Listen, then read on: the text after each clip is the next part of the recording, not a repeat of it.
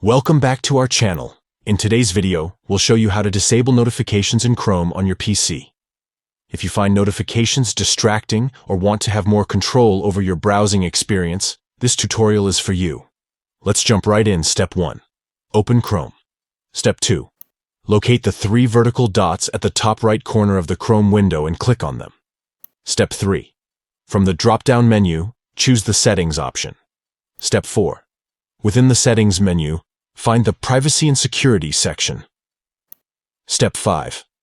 Under Privacy and Security, click on Site Settings. Step 6.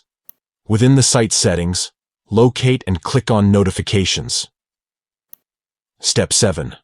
Under Notifications Settings, choose the option Don't allow sites to send notifications.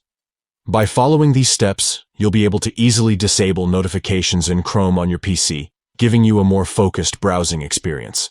If you found this tutorial helpful, don't forget to give this video a thumbs up and subscribe to our channel for more tech tips and tutorials. Thanks for watching.